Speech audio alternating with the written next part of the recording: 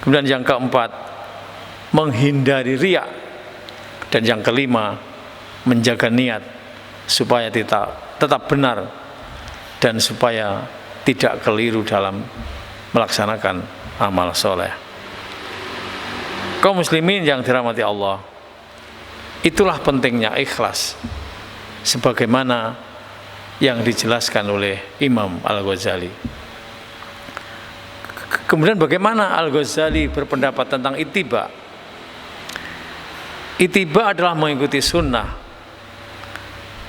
atau ajaran Nabi Muhammad dengan memahami dan mengamalkan apa yang telah diajarkan oleh Rasulullah. Ittiba ini bukan sekedar mengikuti secara tekstual. Assalamualaikum warahmatullahi wabarakatuh.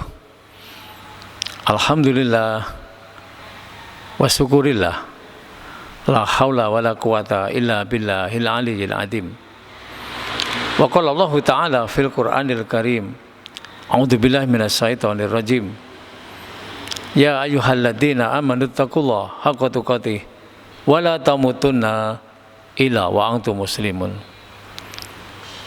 Kaum muslimin dan muslimat yang dirahmati Allah, alhamdulillah, pertama kita bersyukur pada Allah atas karunia yang sangat banyak pada kita sebagai seorang hamba, dengan mengucapkan alhamdulillahirabbil alamin, segala puji bagi Allah, Tuhan seru sekalian alam. Yang kedua, semoga salawat dan salam senantiasa dilimpahkan kepada Rasulullah Muhammad sallallahu alaihi wasallam, Nabi akhir zaman, yang telah menuntun kita ke jalan yang lurus, yaitu jalan yang telah diridhoi dan dirahmati oleh Allah. Sehingga harapan kita semoga nanti di yaumul qiyamah kita termasuk orang-orang yang mendapatnya syafaat atau mendapatkan syafaat dari Rasulullah Muhammad sallallahu alaihi wasallam. Kaum muslimin muslimat yang dirahmati Allah, kita sebagai seorang hamba semuanya tidak terkecuali nanti di yaumul akhir kita akan menghadap Allah.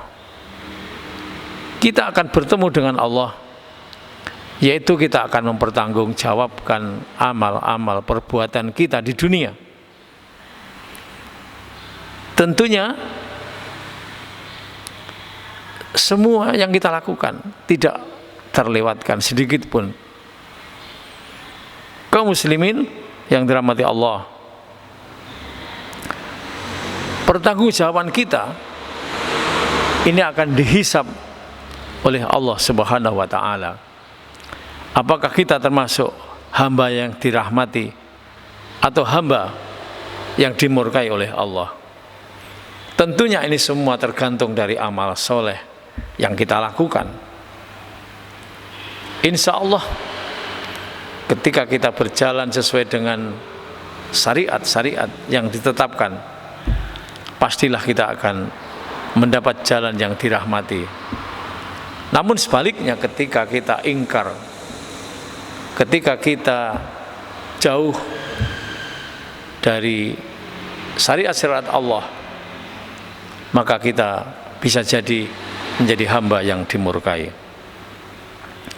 Kaum muslimin yang dirahmati Allah, Allah berfirman, a'udzubillahi minasyaitonir rajim, faman kana yarju liqa'a rabbih falyamal amalan shalihan wala yusrik bi ibadati rabbih ahada. Artinya, barang siapa yang mengharap perjumpaan dengan Rabb-nya,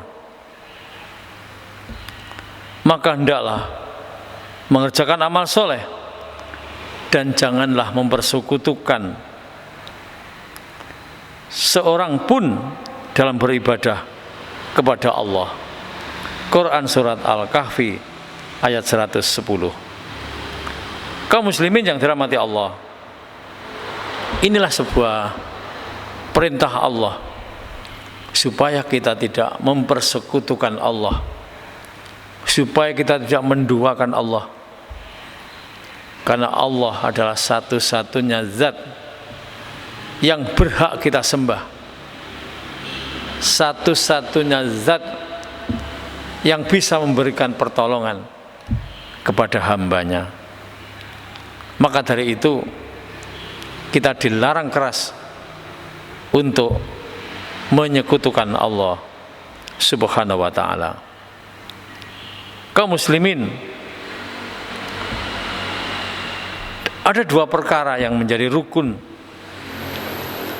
amalan yang akan diterima oleh Allah. Yang pertama yaitu ikhlas, dan yang kedua adalah ittiba. Kaum muslimin, jika syarat kedua ini bisa kita miliki, maka amalan kita diterima oleh Allah. Bahkan ulama sepakat ikhlas dan ittiba atau mengikuti sunnah Rasul ini menjadi hal yang harus dimiliki oleh seorang hamba dalam melakukan amal soleh. Kaum muslimin yang dirahmati Allah, apa itu ikhlas? Ikhlas adalah beribadah kepada Allah hanya dengan mengharap ridha Allah, hanya mengharap pahala dari Allah. Jadi apa yang dilakukan ketika beribadah itu mutlak hanya untuk Allah Subhanahu wa ta'ala, bukan untuk yang lain, bukan untuk diniatkan yang lain, apalagi riya, dipamer-pamerkan kepada orang lain, sum'ah supaya didengar orang lain. Tidak. Tetapi ibadah kita yang ikhlas, ibadah yang hanya semata-mata karena Allah Subhanahu wa ta'ala, karena hanya ingin mendapatkan ridhonya, sehingga kita akan mendapat balasan sesuai dengan apa yang kita niatkan. Yang kedua, kaum muslimin yang dirahmati Allah, yaitu ittiba. Ittiba itu mengikuti sunnah Rasul, mengikuti petunjuk Rasul. Apa yang dilakukan Rasul, itulah yang kita lakukan. Jika tidak usah kita lakukan. Apapun amal kita, baik amalan yang wajib maupun amalan-amalan yang sunnah, ini kita sangat dianjurkan, bahkan wajib mengikuti petunjuk Rasulullah Muhammad sallallahu alaihi wasallam yang dikenal dengan berittiba, ittiba Rasul, atau mengikuti perintah-perintah Rasulullah, tentunya sesuai dengan perintah Allah Subhanahu wa ta'ala. Kaum muslimin yang dirahmati Allah, para ulama sepakat bahwa amal seseorang bisa diterima oleh Allah ketika sudah memenuhi dua syarat ini, yaitu ikhlas dan berittiba kepada Rasulullah Muhammad sallallahu alaihi wasallam. Ikhlas dalam hal ini tentunya amal-amal ibadah kita, sholat misalnya yang kita lakukan, puasa yang kita lakukan, haji yang kita lakukan, baca Al-Quran yang kita lakukan, ini hanya semata-mata karena Allah, semata-mata hanya melaksanakan perintah Allah dan hanya untuk mencari ridho Allah. Tidak ingin dipuji manusia, tidak ingin amal soleh kita didengar oleh manusia. Bahkan kalau bisa amal-amal soleh kita ini kita sembunyikan, hanya Allah yang tahu. Namun bukan berarti semua amal soleh disembunyikan. ada amal-amal soleh yang menjadi siar agama Islam. Ini yang kita tunjukkan. Namun untuk amal soleh yang memang kita bisa sembunyikan dan hanya Allah yang tahu, nah inilah kita melaksanakan ibadah ikhlas, bahkan dengan seikhlas-ikhlasnya, hanya beribadah kepada Allah dan hanya mengharap ridho Allah, hanya untuk Allah, dan hanya Allah lah yang akan memberikan balasan sesuai dengan yang kita niatkan. Kemudian yang kedua, kaum muslimin yang dirahmati Allah, yaitu ittiba. Ittiba itu mengikuti sunnah Rasul, mengikuti apa yang dicontohkan Rasul, baik hal-hal yang wajib maupun yang sunnah. Sudah sangat banyak ibadah-ibadah yang dicontohkan Rasul. Kita tidak usah membuat ibadah-ibadah baru yang tidak ada tuntunannya. Apalagi kita mengikuti ibadah-ibadah yang sama sekali tidak pernah dituntunkan Rasulullah, pasti akan sia-sia. Makanya kaum muslimin yang dirahmati Allah, bahwa berittiba, mengikuti sunnah Rasul dengan ilmu pengetahuan, inilah ibadah yang kita lakukan. Apalagi kita hanya taklid buta, jangan sampai kita hanya ikut-ikutan ibadah tanpa ilmu. Marilah kita mulai sekarang berbenah diri untuk senantiasa belajar di majelis ilmu, belajar ilmu pengetahuan tentang syariat, bagaimana ibadah yang benar sesuai dengan tuntunan Rasulullah Muhammad sallallahu alaihi wasallam. Bagaimana ibadah yang kita lakukan ini memang benar-benar dilakukan Rasulullah, sehingga tidak hanya sembarang ibadah, tapi ibadah yang kita lakukan benar-benar sesuai dengan apa yang dilakukan oleh Rasulullah Muhammad SAW. Dan sudah sangat banyak kaum muslimin dan muslimat. Jadi kita tidak usah membuat hal-hal baru dalam beribadah atau mengikuti hal-hal yang tidak sesuai dengan sunnah-sunnah Rasul. Karena kita mengikut yang disyariatkan Allah dan Rasulnya itu sudah sangat banyak. Sudah sangat banyak, baik yang wajib maupun yang sunnah. Makanya inilah pentingnya kita bermajelis ilmu,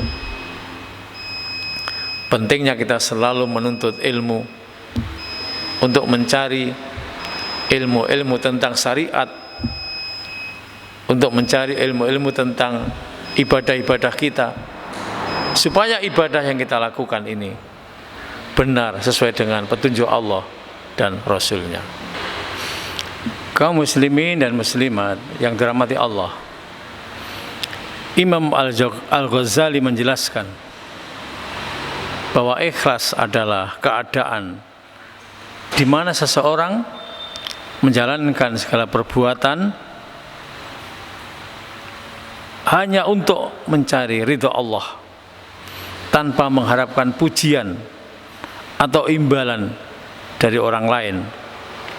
Dan ikhlas, kata Al-Ghazali, merupakan landasan utama di dalam beribadah untuk mencapai kebahagiaan dan kedamaian dalam hidup. Kaum muslimin, muslimat yang dirahmati Allah, Al-Ghazali membagi ikhlas. Yang pertama yaitu memurnikan niat. Jadi langkah yang pertama adalah memurnikan niat kita untuk beribadah kepada Allah. Kemudian yang kedua yaitu menyampingkan hal-hal yang selain Allah. Ini penting Karena hanya Allah yang menjadi niatan kita untuk benar-benar beribadah sesuai dengan perintah-perintahnya. Kaum muslimin yang dirahmati Allah, tingkatan ikhlas menurut Al-Ghazali itu ada 3. Yang pertama yaitu ikhlas karena Allah. Yang kedua untuk Allah. Dan yang ketiga hanya kepunyaan Allah. Inilah tingkatan ikhlas yang disampaikan oleh Al-Ghazali. Kaum muslimin, di samping itu juga ada langkah-langkah untuk mencapai ikhlas dalam beramal soleh. Yang pertama, kata Imam Al-Ghazali, yaitu mempersiapkan diri. Kemudian yang kedua yaitu mengenal diri. Yang ketiga menguasai hati dan pikiran.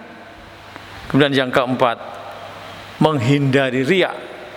Dan yang kelima menjaga niat supaya tetap benar dan supaya tidak keliru dalam melaksanakan amal soleh. Kaum muslimin yang dirahmati Allah, itulah pentingnya ikhlas sebagaimana yang dijelaskan oleh Imam Al-Ghazali. Kemudian bagaimana Al-Ghazali berpendapat tentang ittiba?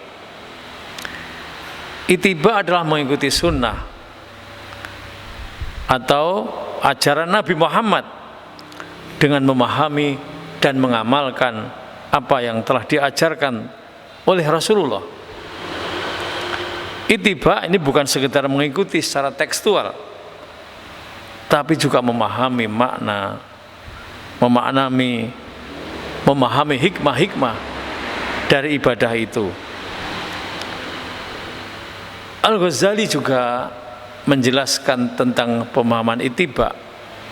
Yang pertama yaitu mengikuti sunnah Nabi Muhammad sallallahu alaihi wasallam. Yang kedua memahami makna dan mengikuti hikmah secara tekstual dan secara makna. Artinya tidak hanya tekstual saja yang kita ikuti, tapi makna-makna filosofi yang terkandung di dalamnya ini juga menjadi aplikasi kita dalam beramal soleh. Kemudian mengamalkan ajaran ittiba, ini yang terakhir tentang ittiba yang disampaikan oleh Imam Al-Ghazali.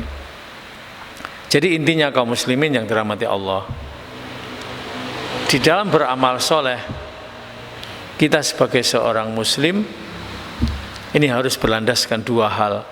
Yang pertama yaitu ikhlas, dan yang kedua ittiba. Ikhlas adalah amalan yang dilakukan hanya untuk memperoleh ridho Allah, hanya untuk memperoleh pahala dari Allah, tidak ingin dipamerkan ke orang lain, tidak ingin didengar oleh orang lain, tapi hanya Allah yang tahu, dan hanya Allah lah tujuan ibadahnya. Dan yang kedua ittiba adalah mengikuti sunnah Rasul, mengikuti amal-amal soleh yang memang telah dilakukan oleh Rasulullah Muhammad sallallahu alaihi wasallam. Sehingga dengan demikian, ketika kita dalam beribadah sudah berlandaskan 2 hal ini, kaum muslimin dan muslimat, maka pastilah ibadah kita akan diterima oleh Allah Subhanahu wa ta'ala. Kaum muslimin rahimakumullah, tentunya untuk bisa mencapai ikhlas dan ittiba ini, kita juga harus selalu istiqomah dalam menuntut ilmu, istiqomah dalam mencari pengetahuan syariat tentang amal-amal ibadah yang kita lakukan, sehingga amal yang kita lakukan ini yang pertama benar, yang kedua sesuai dengan yang dicontohkan Rasul, dan tentunya ikhlas karena Allah.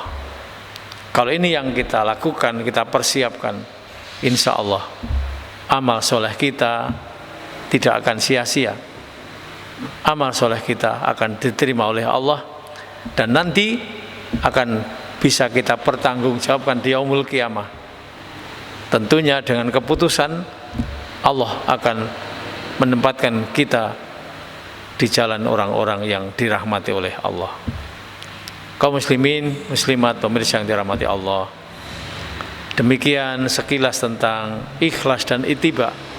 Semoga kita dalam beribadah pada Allah, baik yang wajib maupun yang sunnah, senantiasa selalu berlandaskan kedua prinsip ini, sehingga amal ibadah kita diterima oleh Allah dan tentunya akan mendapat balasan dari Allah Subhanahu wa ta'ala. Terima kasih, ada salahnya mohon dimaafkan. Aqulu qouli hadza astaghfirullahal adzim. Bagi sahabat kami yang NO, wallahul muwaffiq ila aqwamit thoriq, dan bagi saudara kami yang Muhammadiyah billahi fisabilil haq fastabiqul khairat, dan bagi yang Muhammad NO wabillahi taufiq wal hidayah. Wassalamualaikum warahmatullahi wabarakatuh.